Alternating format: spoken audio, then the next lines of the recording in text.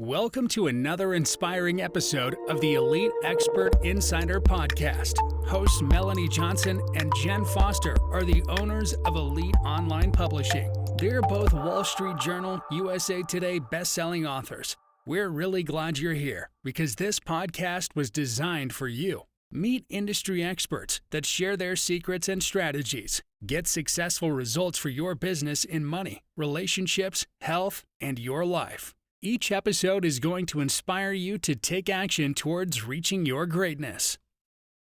Hey, welcome to another great podcast. Thanks for joining us today. Remember to subscribe to our podcast and share it because we always have content that educates you, inspires you, and motivates you.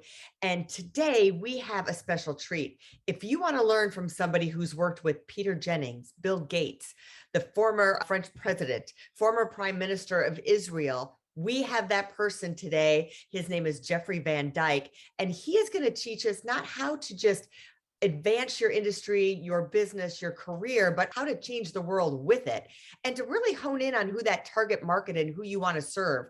So if you're interested in that, then you are in the right place today. Jeffrey, thank you so much for joining us. Thanks, Melanie. I'm glad to be here. Well, tell us, Jeffrey, a little bit about yourself and how you got into the coaching and communication and all this space.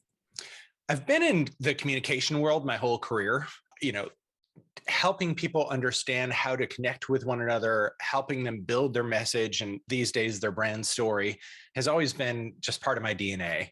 I was at Microsoft and I created speaker training systems at Microsoft. I helped get the web conferencing industry off the ground.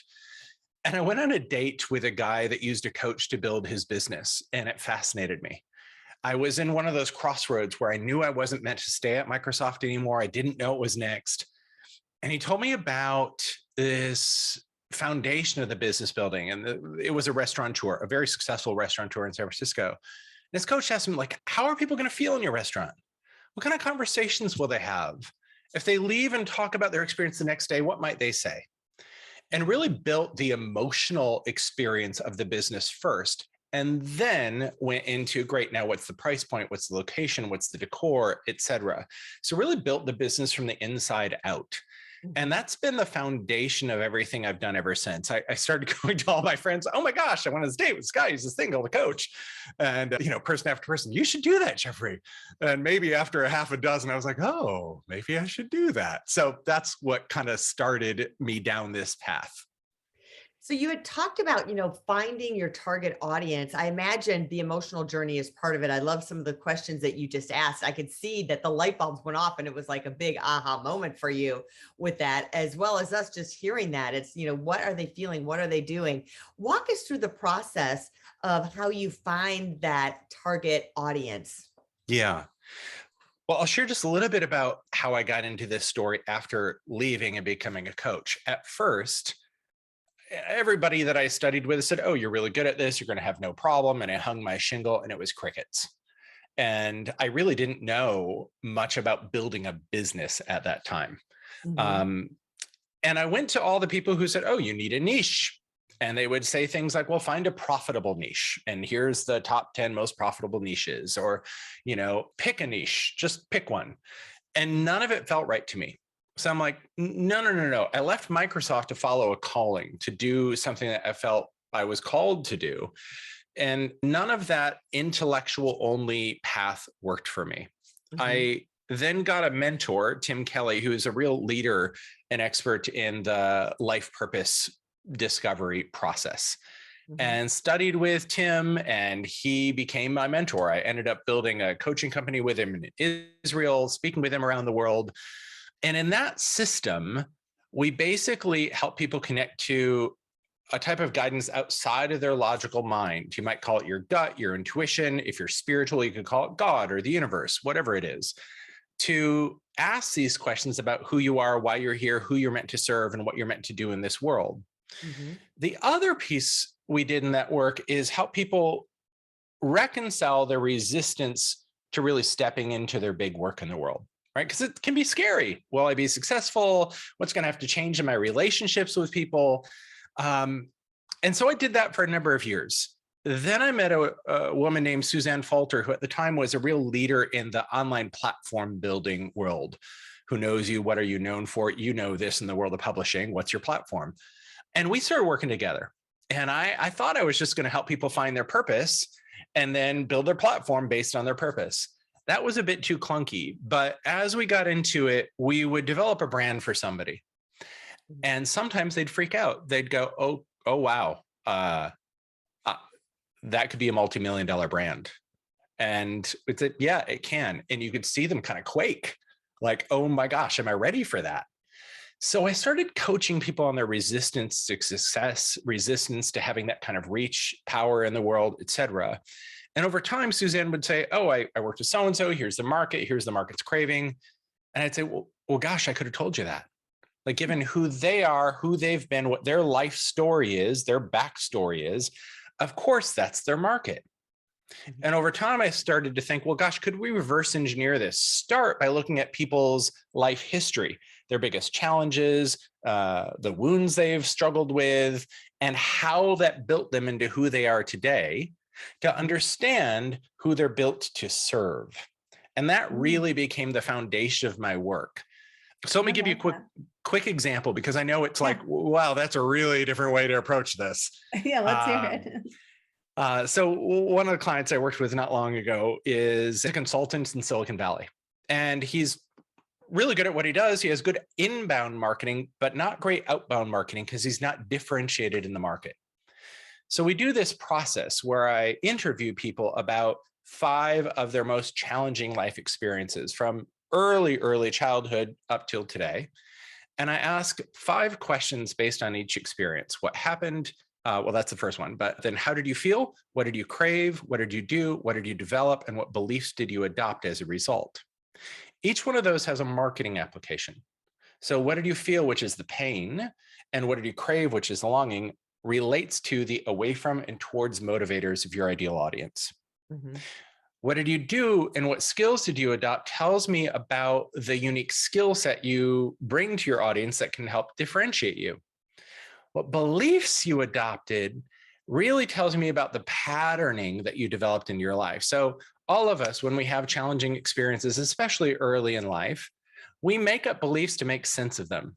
Wounding experiences are things that don't make sense and they're painful and they create a vacuum of meaning that we have to fill. So, oh, this is happening to me because I'm fill in the blank. I'm unlovable, or I'm a failure, or I'm unworthy, or whatever the thing is. And then a big part of life is going out trying to prove that to be untrue, which is a lot of the motivation in the first half of life. So when I do that, I go, okay, well, what if your core audience has the same patterning? Because rather than just trying to scrub it out and pretend it never existed, why don't you utilize it? I call it your life PhD. You trained your whole life. You know the ins and outs of that landscape like nobody else does. So I did this with this consultant, and it was betrayal. He was given up for adoption. Wife left him for his business partner. It was all over the place in his life story. I said, okay, the CEOs you're going to do your best with have this pattern as the problem underneath all the problems that they're struggling with. And he looked at me like I had 3 heads. He's like, I can't market that. I can't talk about betrayal to CEOs. So no, you're not going to mention the word. You're going to look at the symptoms of it. So then we follow the breadcrumbs, right? If you have betrayal, what's the problem? Well, you don't trust people. And if you're a CEO, where is that going to cost you? Well, if you don't trust your executive team. And if you don't trust your executive team, then what's the problem? Oh, you become the bottleneck. And then you slow down innovation. And if you slow down innovation as a CEO in Silicon Valley, you're toast. So we repositioned him as an innovation consultant. And now he knows whenever he goes and interviews a new potential client, the first thing he asked, hey, tell me about your executive team. Do you rely on them? Do you trust them? And he's listening for not just the transaction, which is what most people think about. And, oh, I'll help you innovate. Great, that's the transaction. But for all people around our systemic problems, which is if we can solve a systemic problem, we offer more value in that market than anybody else. So the systemic problem is, oh, I keep stubbing my toe on this because I don't trust people. And that's the transformational journey that his audience has to go on to become the leader that cannot be a bottleneck and actually have innovation really take off. So Awesome. that's where it sits. And that's really that relationship between our psychology and the psychology of our customers and the things they say they want and need are willing to pay for. Awesome. I love that you took, what you already know. It's what you've done, what your expertise of your whole life, the ins and outs of it. I love that you have that. So you talked a little bit before when we were in the green room that you have started writing a book. So tell us a little bit about that. And is it going to be about what we've just been talking about? And why you wrote the book? What motivated you to write a book? Yeah. Over the last good couple of years, one of the things that's been happening a lot more and more and more in my customer base is leaders of companies coming to me and saying something like, hey, I've got this vision for how to change my industry. And it's pretty far out there, and I don't know what to do about it. And I don't know how to take it from this wild idea into something I can actually implement in my business and help shift this industry. I'm writing the book because when business leaders get a bigger calling, it's confusing. It's like, hey, I already built something, right? And I have customers, but even more than that, for a business owner, oftentimes I have employees. I have people that count on me.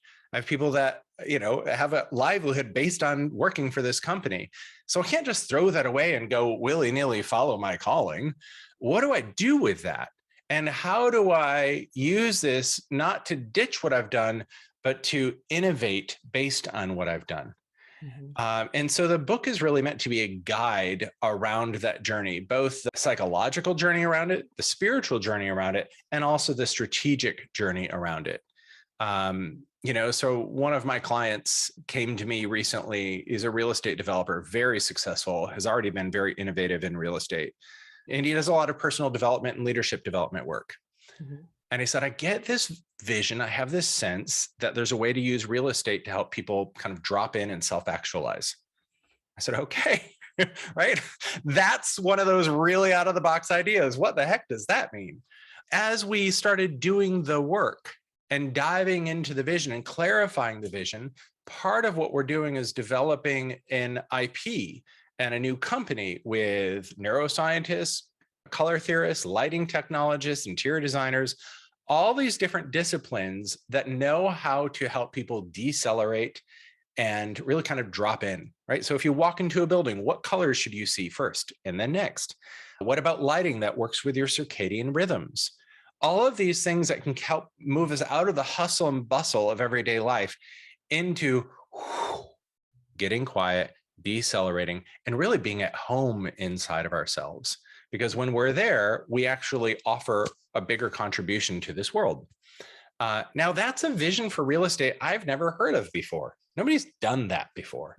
Mm-hmm. And so a lot of times clients come to me with a big vision that they usually can't make sense of at first.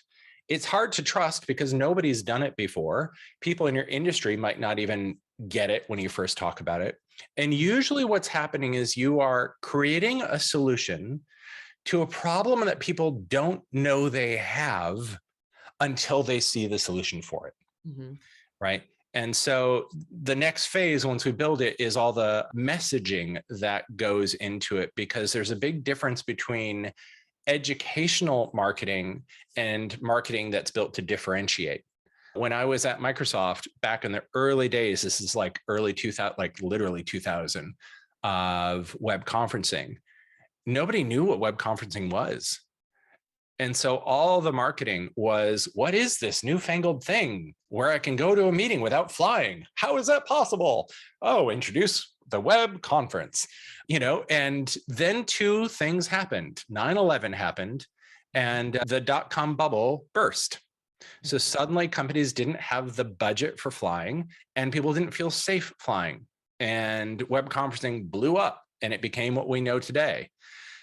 I remember the shift of education-based marketing. I was part of this shift of education-based marketing into differentiating how are we different from our competitors. So when we're really innovating in a market, we often have to do education-based marketing because we aren't actually competing. We're in a category of one. And that mindset has to be front and center when it comes to our messaging, when it comes to our brand story, and when it comes to identifying the latent desires in our market. And they're latent because nobody has ever had a solution to help them be realized before. Mhm. Wow, that was a lot to unpack. I love all that. And real quick, and so you wanted to address this, I mean, because writing a book is a big, daunting task.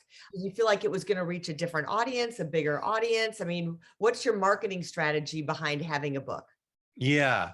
So definitely reaching more of this market is part of my reason for writing the book. Mhm. I'm about 9 months away from launching a new network for this audience. And it's really, I had a day recently, maybe a few months ago, I don't know, with some of my best clients, like all in one day. Mhm. And I was driving to the grocery store that night, just feeling high. Just one of those days where you're like, oh, that was an awesome day. And every single client needed all of what I do: the strategy, the marketing acumen, the messaging skill, but also the leadership support, helping them trust that inner voice as they're moving, like all of it. And it occurred to me that genius is relational. It requires our best people that are asking for the best of what we have, for the best of what we have to come out and play. Mhm. And so from a really like nutsy boltsy way, why am I writing the book? Well, to play with more awesome people, and the strategy, yes, is to have a book that's positioned to be marketed in markets that some of which are new to me. Yeah. Well, and I like how what I'd say the bulk of your book is going to be about, which is tying in what you do with your passion and figuring out how to connect those, because everything you've been talking about, it is kind of hard to do that. And you're going to attract those people who you like working with already Yeah, into this by putting out this message. So I love that. absolutely. Yeah. And you also talk about that one of the services that you do, I'm just kind of niche down into about having an ecosystem of strategic partners. How do you create that? What are the steps to get strategic partners that'll really help launch you? Yeah. The number one thing is to be clear about your shared mission. Mhm. When you know what your mission is that your partners share with you, you're part of one team. Maybe not part of the same company, but Mhm. you're part of the same team. And people want to see their mission grow. They want to see their mission be realized. So if you can tie your mission to theirs and say, hey, we're part of the same team, suddenly people want to partner. I was just on a podcast yesterday, and at the end, we go off air, and the podcast host said, we're really expanding right now and looking to partner with more people. I'd like to schedule a follow-up conversation based on what you said in the interview, because I want to see the same thing happen in this world, right? So if there's one takeaway, it's get clear about your mission and how that mission ties into the bigger mission that your potential partners are up to. Mhm. Lead with that, not with the details of what you're up to, because people need to be bought into your mission emotionally Mhm. before they give a crap about it strategically. So do that first, and then share, and here's how I want to partner, and what the opportunity is. And of course, make it a win-win. Ensure that there's an upside for them as much as there is for you. Yeah, I'm hearing that word a lot in this conversation, emotion. So leading with emotion, making sure you have emotion in your marketing and your messaging. It's not Well, logical all the time. one of those things we always say in marketing is people buy with emotion and justify with logic. And it's true. And I do a lot of story coaching. I do a lot around brand story. And the reason I do story coaching is because story reaches into our brain in a way that logical conversation doesn't. When we tell a story, there's so many parts of the neocortex that light up that put somebody else in the same experiences you are having and have them empathize and relate to you. And once they empathize and relate to you, they choose you. And once they choose you, then you can sell to them, right? So it is emotional. I would even say this goes even further down the rabbit hole. But when you're doing this work around shared mission, when you're really telling the big story of what you're up to, people often have a physical response to it, not just emotional. Their Mhm. body goes, oh, right. And we know when we meet somebody, we go, oh, I just like them. There's something about them that I don't know. I trust them. That's a body sensation. That's not a thought. It's not even just an emotion. Your physical body feels safe in their presence. Right now, in the certain leadership spaces, we're talking a lot about creating psychological safety in your team. Why? Because when their body feels safe, they can show up. And when they can show up, they can be innovative and they can collaborate and all the good things, right? So it is emotional. It's even biological and physical. Wow. Wow. Well, this has been wonderful. You've given us so much information, a lot to unpack. I'm sure people will want to watch this more than once because you couldn't write down all the notes that Jeffrey gave you right here. So much information. Tell us where we can reach you, Jeffrey. The website is thecourageousmessenger.com. So everything is there. I've got a podcast as well. I'm also a singer, so I just released an EP called You Belong, so you can check that out on Spotify and Apple Music and all that good stuff, but everything's at thecourageousmessenger.com. Perfect. We'll put that up in the show notes as well as on the YouTube description. Beautiful. Thank you so much for having me. It's been a real delight to talk to you too. It's been great. Thanks for joining us. So remember to subscribe for our podcast. And if you're looking to write a book, if you need help with the writing, editing, or just the publishing and marketing, reach out to us at Elite Online Publishing. We guarantee all of our authors will become #1 bestsellers. So just hit that submission button and we'll see if we're a good fit for each other. We'll talk to you soon. Stay motivated, inspired, and we'll talk to you next time. Bye-bye. Bye. Hey, are you looking to increase your revenue, build credibility, and elevate your brand? This podcast is brought to you by Elite Online Publishing, an innovative publishing and full spectrum marketing company. They will publish and market your book to make it a #1 bestseller. Becoming an author is the best way to market your business. So contact them at eliteonlinepublishing.com today. All of their authors become #1 bestsellers.